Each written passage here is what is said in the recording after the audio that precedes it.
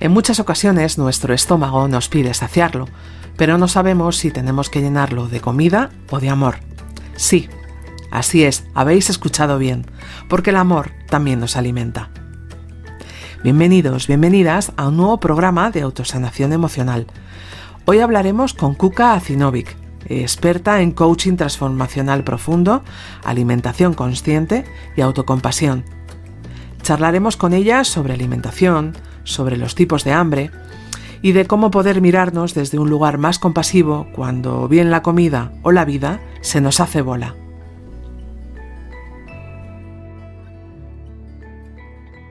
Hola Kuka, ¿qué tal? Pues encantada de estar contigo, Sara, después de tanto tiempo. Además que sí, yo me alegro mucho de poder estar contigo hoy aquí.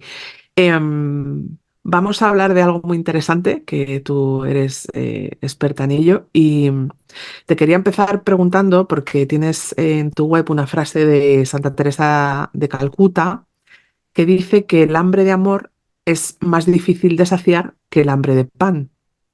¿Es tan complicado, es tan difícil saciarnos de amor, Cuca? Pues mira, Sara, es difícil en este mundo que estamos construyendo de locos,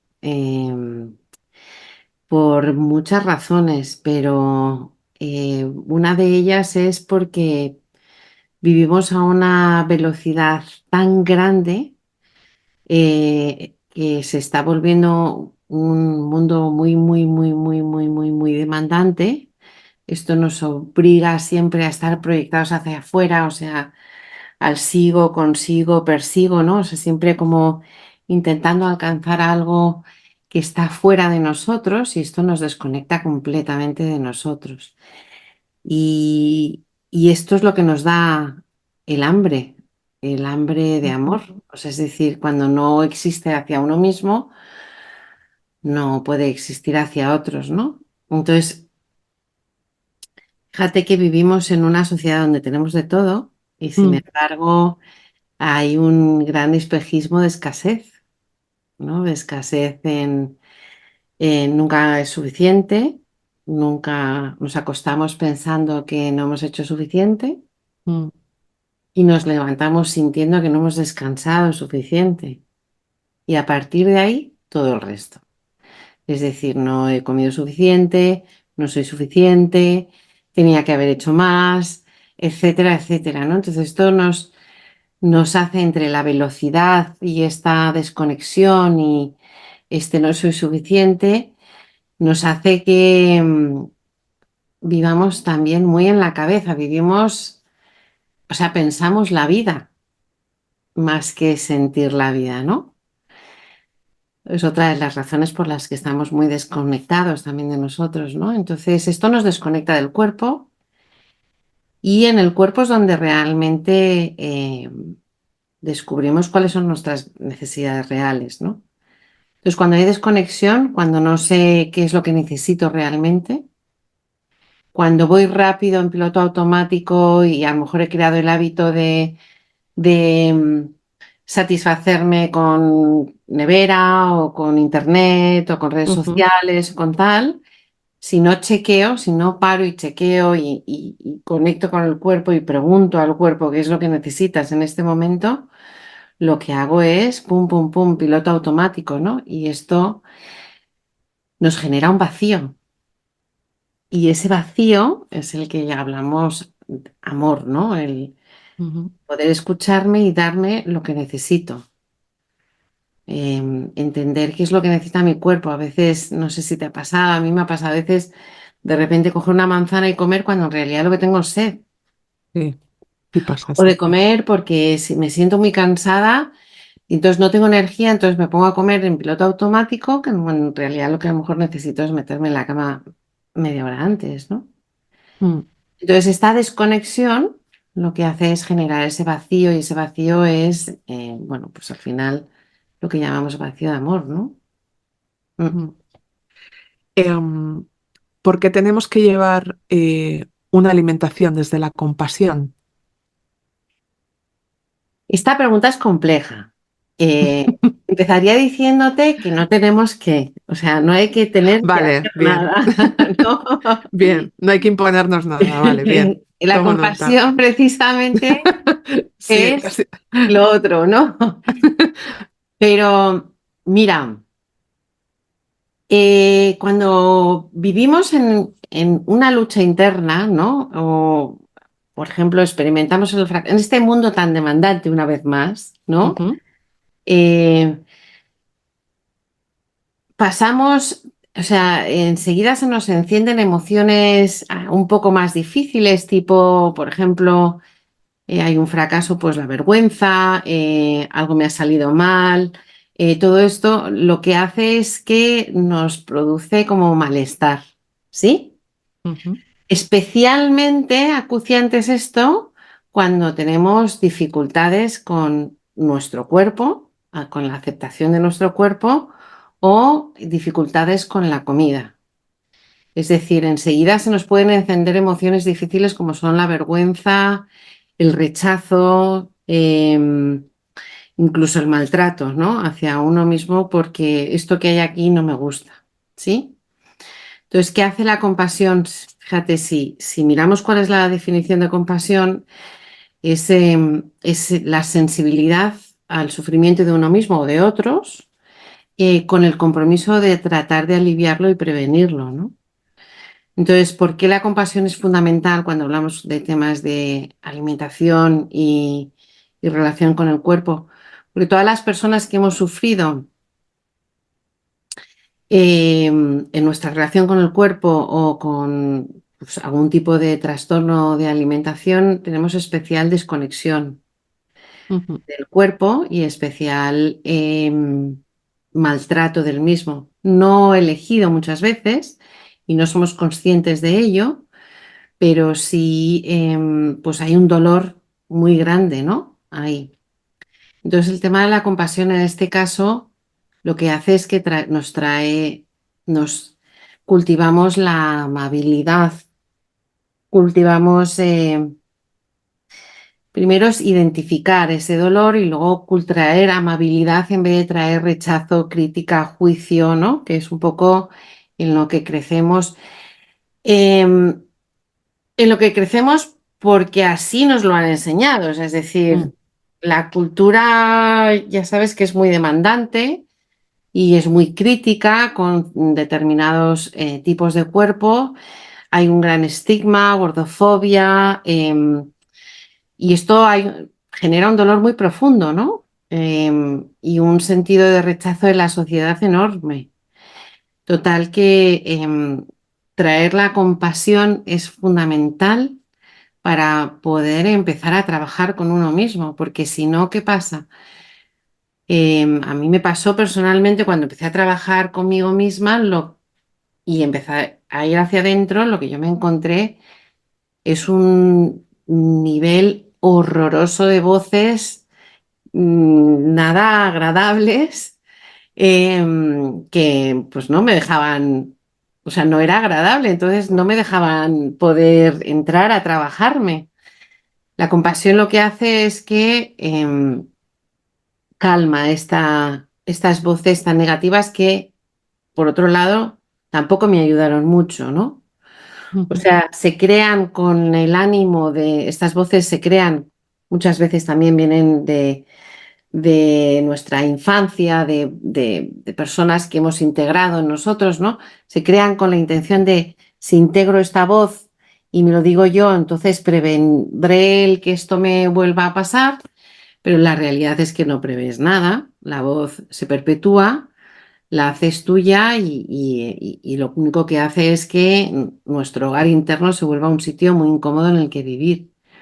Entonces la compasión lo que hace es calentar ese hogar interno que ha estado tan desconectado, ¿no? Y abandonado muchas veces, en muchos casos. Entonces la compasión nos ayuda a identificarlo, a entender qué está pasando, a traer amabilidad y luego a entender también que es parte de la experiencia humana. Es decir, que este dolor tan profundo que a veces sentimos es parte de ser humanos, ¿no? Y que no solo, y no estamos solos en este dolor. De hecho, tú y yo estamos hablando de esto porque tenemos un montón de cosas en común, ¿no? Exacto, eso es. Entonces, la compasión es fundamental para, sobre todo cuando vienes de una mente muy crítica y enjuiciadora, una mente muy fría y distante, es fundamental para condicionar eh, el hogar interno que tenemos todos y poder entrar a trabajar en él. ¿Y en qué momento comenzamos a tener una relación mala con la comida? O sea, porque no sé cómo empezar a tener, no sé si el verbo otra vez tener, empezar a tener una relación sana con la comida, pero mejor dicho es en qué momento empezamos a tener una mala relación con ella. Mm. ¿Siempre es un causante emocional, crees, o no tiene nada que ver esa sustitución que hacemos de la comida muchas veces de ciertas emociones, como hablabas antes? Pues mira, empezamos cuando tenemos una lucha o experimentamos un fracaso em, y se nos hace muy grande y empezamos ahí a compensar de alguna forma, ¿no? Es decir,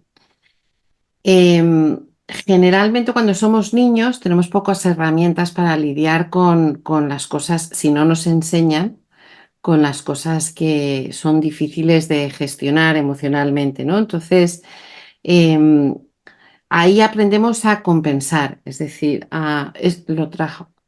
Digamos que es como un mecanismo de autocuidado en ese momento con lo único que tenemos, ¿no? Solo tienes un destornillador, pues utilizas el Ujú. destornillador, ¿no? Pues aquí es lo mismo, o sea, yo me encuentro mal, no sé cómo gestionar esto, nadie me enseña, a lo mejor pruebo un alimento que me hace sentir mejor y ya empiezo a asociar en mi cerebro que comer este alimento me hace sentir bien, ¿no? Y esto en muchos casos se perpetúa a medida que vamos creciendo y no se trabaja.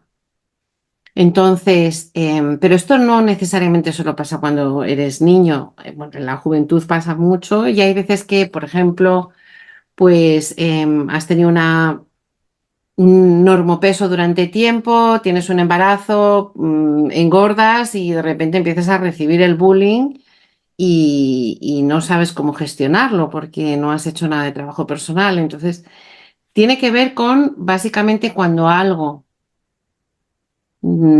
sufrimos o vivimos, experimentamos algo que es demasiado grande y no sentimos que podamos gestionarlo solos, buscamos una forma de suavizar esa emoción y a veces incluso de eliminarla, erradicarla, ¿no? Mm. Entonces, es la comida, pero también podemos hablar de internet, redes sociales, del porno, Mm. por ejemplo, ¿no? O sea, son formas de huida de un no saber gestionar esto que me está pasando en este momento.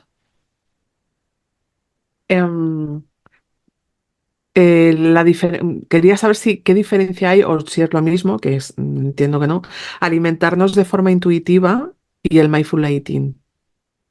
Pues mira, vamos a ver, la alimentación intuitiva lo que hace es que trabaja el desarrollar la intuición del cuerpo, o sea, trabaja la conexión con el cuerpo y el desarrollar la intuición del cuerpo.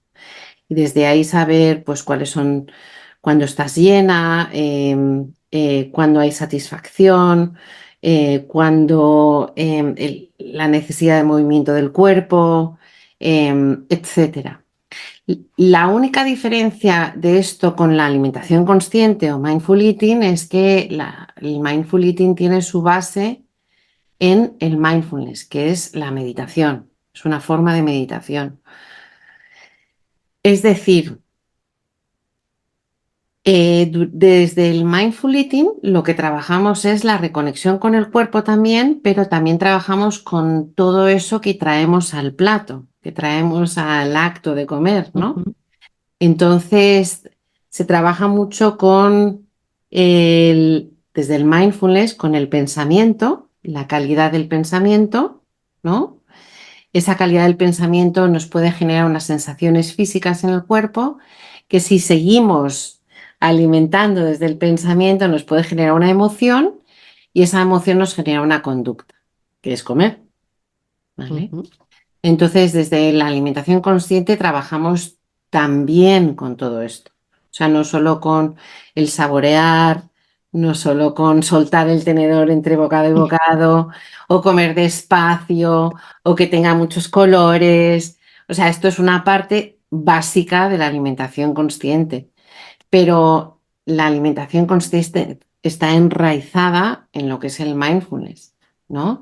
Y el mindfulness trabaja también todo esto que traemos al plato. Es decir, si tú estás todo el día rumiando inconscientemente, diciéndote lo poco que vales, lo tal, lo mal que lo has hecho, o que tendrías que haberlo hecho mejor, por mucho que te pongas el plato a 5 colores, vas a terminar con los 5 colores y vas a terminar también con algo que te ayude a endulzar ese momento.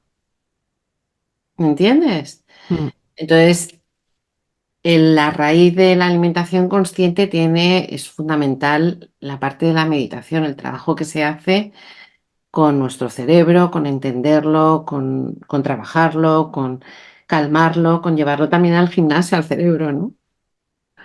Y sabiendo esto, que tenemos que ir al gimnasio para entrenar al cerebro, cuando nos viene un atracón, cuando sabemos que nos ponemos a comer de forma compulsiva, sabiendo que luego esto va a traer un sentimiento de culpa horroroso, que yo he vivido muchas veces, ¿qué hacer? ¿Qué herramientas? ¿Cómo intentar no frenarlo o no sé si frenarlo o si no lo hemos frenado, de quitarnos ese sentimiento de culpa al haber dado rienda suelta al atracón? No sé qué Mm, hacer. Bueno, vamos a ver. Es que es Es que hay mucha complejo, amiga. es que hay mucha Es que hay amiga, sí, mucha amiga, hay claro. mucha plancha con esto. Mira, yo cuando una emoción difícil viene, lo que trabajamos con mindfulness, con la alimentación consciente, es darle la bienvenida y sentarla a la mesa. ¿Qué quiere decir esto? Quiere decir que luchar contra ella, eh, luchar para que no exista es imposible. Las emociones son inherentes al ser humano, ¿sí? Bueno, también a otros seres, pero ser humano, ¿no? Sí. Entonces, luchar contra la ansiedad que nos puede provocar el momento al atracón, que es esa ansiedad, solo nos va a generar más ansiedad. Entonces, no podemos no sentir ansiedad, no podemos no sentir malestar. Entonces, igual que no podemos no sentir alegría, ¿no? Entonces, aquí lo que hacemos es cuidarnos en ella, cuidarnos en la emoción. Entonces, a ver, formas de cuidarnos en esa emoción o en el atracón, como tú dices. Bueno, cuando llega, o sea, lo primero es prevenir, y esto para prevenir es empezar a ser conscientes de la tonalidad de pensamiento que existe en nuestro cerebro. O sea, yo hay días que me descubro a mí misma viviendo en un gris oxidado que es, ¡puf! Bastante difícil de sostener, ¿no? Entonces, lo que la práctica de alimentación consciente me da y del mindfulness es descubrirme en esa tonalidad y decir, a ver, un momento, ¿elijo seguir aquí o elijo cambiar, traer un poquito más de otros colores a esto, ¿no? Y si no puedo, y si en ese momento no puedo traer otra cosa, pues saber que estoy en esa tonalidad y no exponerme. Ujú. Porque a veces la química del cuerpo te lleva a esa tonalidad, ¿no? Entonces, pues, bueno, pues no me expongo a cosas que me vayan a traer dificultad.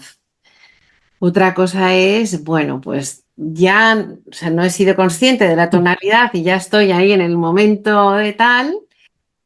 Em, yo soy de la opinión de que cuando una emoción está muy fuerte, el intentar pararse a respirar o meditar a veces es casi contraproducente. Entonces, cuando una emoción está muy activada, eh, lo más importante, una emoción es, o sea, es una energía que va desde dentro hacia afuera, motion, ¿no? Cuando una emoción está muy activada, lo más importante es darle lo que necesita y es expandirse, o sea, dejarle la posibilidad de que salga.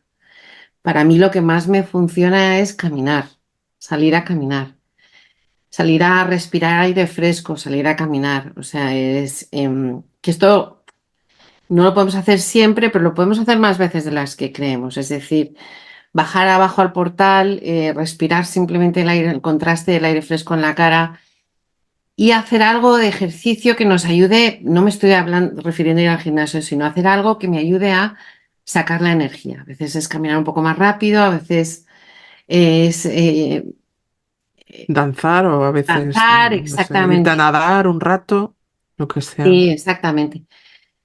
Y nos puede costar hacerlo, ¿no? Pero es verdad que hay momentos que a lo mejor no nos pillamos antes y podemos empezar ahí a practicar. O sea, que esto es una práctica, es un cultivo realmente, ¿vale? Si ya estamos en el momento de la comida, lo que sí que podemos hacer aquí es traer la conciencia en la medida que nos sea posible, o sea, hacer lo posible por no desconectar del cuerpo, porque lo que nos lleva realmente al atracón es esa desconexión completa del cuerpo, o sea, desconectar del acto y solo centrarnos en lo que es el placer de la boca y los alimentos, ¿sí? Entonces Ujú. llega un momento en el que comes tanto, pero tu cuerpo, como estás desconectada de ella, no lo estás sintiendo. Y la única que tiene voz es la boca, ¿no? Dame más, dame más. La boca es lo que llamamos la caverna del deseo. Boca siempre, claro, tiene tanto estímulo, tiene 5 sabores, de momento Mm, 6, creo que ahora hablan de sexto, ¿no? Que lo que quiere es fiesta. La boca siempre quiere fiesta, siempre quiere más, ¿no? Entonces, cuando entramos en ese momento de atracón, centramos la atención en el alimento, en la boca y la fiesta que hay aquí montada, ¿no? Y desconectamos del resto del cuerpo. Bueno, si podemos no desconectar del cuerpo, pues es mejor. Si no podemos y al final nos hemos pegado el atracón, entonces aquí la historia tiene más que ver con la compasión. Es decir, em, ¿cuánto tiempo queremos quedarnos en esa culpa? ¿Sí? ¿Y cómo queremos tratarnos después? Porque ¿cuánta gente aprende del castigo? Pues poca gente, ¿no? Entonces, ¿para qué nos sirve aquí la compasión? Bueno, pues para calmar esa sensación de culpa, de malestar, incluso puede ser que de vergüenza, ¿no? Y una vez que esté calmada, una vez que el cuerpo se haya recuperado, es intentar comprender qué ha sido lo que ha detonado ese momento de exceso, ¿no? ¿Qué ha sido? Pues ha sido a lo mejor que llevo varias semanas sin atender mi cuerpo, varias ujú. semanas dándole todo al trabajo y no dejándome hueco para mí, o no hay hueco para mí entre hijos, madre, trabajo, marido, tal, ¿sabes? Entonces, esto es lo que generalmente nos suele causar el hambre de corazón y nos suele causar esa necesidad de compensar em, con algo que funciona siempre, porque la comida siempre funciona. Claro. ¿No crees que quizás esta desconexión del cuerpo, o al menos a mí alguna vez me ha pasado, es porque o sea, no tenemos como silencio, como espacios de silencio? O sea, ¿crees que el silencio sería importante para que empezáramos a escuchar al cuerpo? Pero yo creo que de un tiempo para acá, yo al menos, hay como mucho ruido todo el rato. ¿Consideras que tener espacios de silencio sería más beneficioso para escucharnos? Pues mira, hay personas que tienen mucho silencio alrededor suyo porque viven solas, pero la mente no para. Entonces, Claro. y tiene que ver con el silencio, tiene que ver con ralentizar la forma en la que vivimos. O sea, vivir a 200 por hora es como un coche. Si vamos a 200 por hora todo el día, intentar parar de 200 a cero, a no ser que seas Fernando Alonso, el coche se te va, ¿entiendes? Mm, Entonces, tiene que ver con ralentizar, tiene que ver con hacer momentos de conexión con el cuerpo durante el día, tiene que ver con el silencio, tiene que tiene que ver con trabajar también la mente para que ese silencio no sea solo externo, sino también haya un poquito de silencio interno, ¿no? O sea, que podamos estar con esa rumiación sin que nos vuelva locos. O sea que para mí es fundamental también el silencio y conectar con la naturaleza, ¿no? O sea, llevarnos el ritmo de la naturaleza, o sea, cuando vamos a la naturaleza nos lleva a su propio ritmo, ¿no? Y su propio ritmo no tiene nada que ver con el que hoy en día nos exigimos a nosotros. Entonces, sí, para mí el silencio es fundamental. De hecho, el cuerpo me lo pide. Em, pero hay que cuidar también el silencio interno, ¿no? O sea, la calidad del silencio interno. Que esto, pues, la meditación nos ayuda a través del foco, en la respiración y tal, pues a enfocar en algo y dejar de estar produciendo todo ese ruido mental que producimos constantemente. Me ha encantado eso de la calidad del silencio, ¿eh? O sea, claro, es que no vale cualquier silencio, efectivamente. Claro, Em, si nos escucháramos entonces un poco más, sabríamos quizás qué tipos de hambre hay, porque hay varios tipos de hambre. No sé si nos los puedes así sí. como con una Y pincelada describir. además es súper divertido trabajar. Sí. Mira, hay un hambre fisiológico, ¿no? Que es el que tiene que ver con la vista, el oído, el tacto, el olfato, el sabor. Tiene que ver con la capacidad de estómago, ¿no? Es el volumen de nuestro estómago y tiene que ver con la energía del cuerpo. Cuánta energía sentimos que tenemos en el cuerpo. Y te voy a decir una cosa, todas son, o sea, todos estos hambres que he mencionado son reales. Recuerdo una vez un chico que decía, bueno, pero el de verdad es el de la energía del cuerpo. Digo, no, no, porque cuando tú pasas por una pastelería y acaban de sacar los croissants frescos y los estás oliendo, o sea, tú dile a tu nariz y a tu boca que estás salivando, ¿no? Que eso no es real. Pues no te va a creer, ¿no? Aunque Entonces, acabaras de comer, volverías a tener hambre seguro con volverías ese a tener olor. hambre, seguro, exactamente. Sí. Luego está el hambre mental, que tiene mucho que ver con esta pregunta anterior que me has hecho del silencio, ¿no? El hambre mental es ese que nos habla de que no soy suficiente, que no tengo suficiente, que tengo que comer más por si acaso, que em, le pone nombre y apellido a los alimentos, este es bueno, este es malo, ¿no? Este son 535 calorías. Esto nos provoca también mucha hambre mental.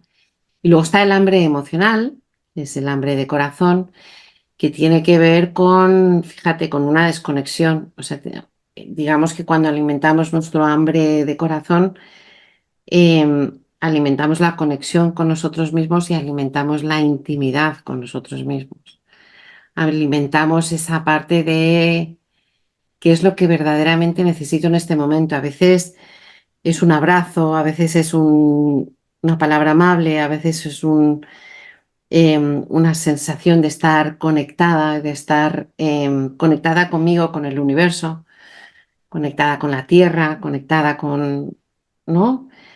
O sea, el hambre de corazón tiene un grandísimo rango, ¿no? Mm,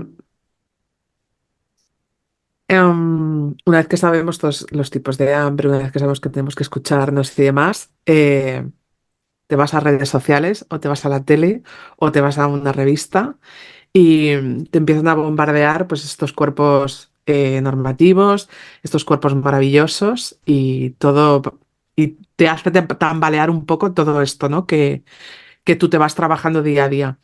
¿Crees que si no hubiera redes sociales, por ejemplo, viviríamos mejor con nuestro cuerpo? O sea, ¿nos juzgaríamos menos? Es que yo creo que desde que esta sociedad se expone tantísimo y parece que solamente importa lo estético, creo que nos viene mal esto, porque te intentas trabajar por un lado y por otro lado es como ir barriendo y se te va ensuciando la otra habitación, ¿no? ¿Tú qué opinas respecto a las redes sociales y el concepto de los cuerpos? Claro. Pues mira, yo opino que las redes sociales, opino que todo el sistema médico en el que habitamos, opino que la cultura en la que vivimos, toda hace daño, porque los trastornos de alimentación existen desde hace tiempo, pero han subido dramáticamente desde que tenemos redes sociales.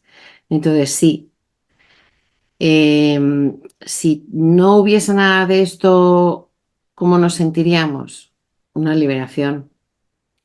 Pero yo no estoy en redes sociales y el impacto lo sigo teniendo igual. Mm. La cultura es igual de cruel, o sea, la La televisión, sociedad en general, yo la creo, ¿no? sociedad, ¿no? O sea, existe un estigma tremendo, ¿no?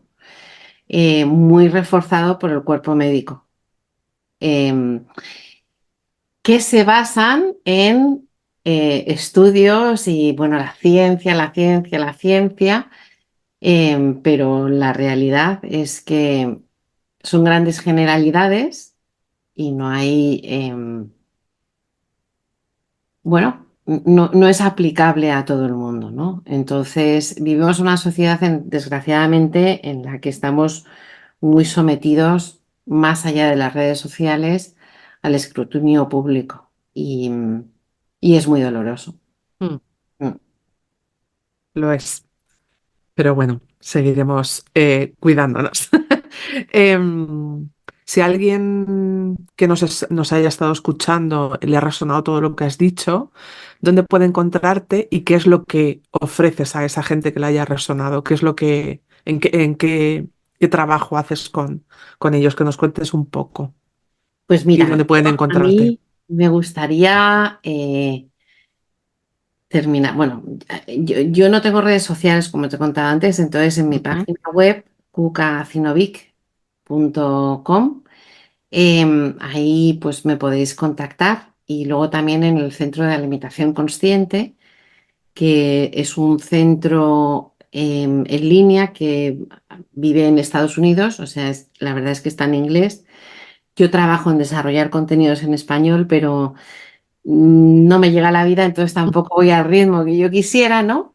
Pero es the Center for Mindful Eating.com y, y poco más, o sea, te quiero decir, trabajo mucho a nivel individual, ¿no? Con gente que me llama para poder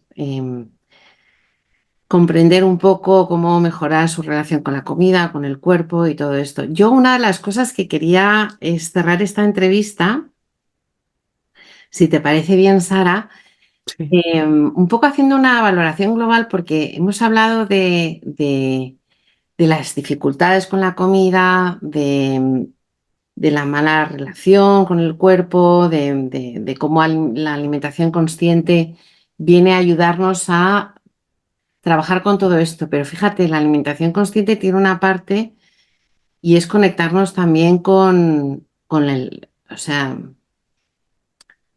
con el placer de cuidarnos, pero el placer, o sea, es los alimentos en sí, nos conecta con la tierra, nos conecta con el placer de cocinar y el placer no hedónico, sino más de autocuidado, ¿no? Más eudaimónico. O sea, hay una parte de la alimentación consciente que muchas de las personas que llegamos con una necesidad de sanar, ¿no? Ujú.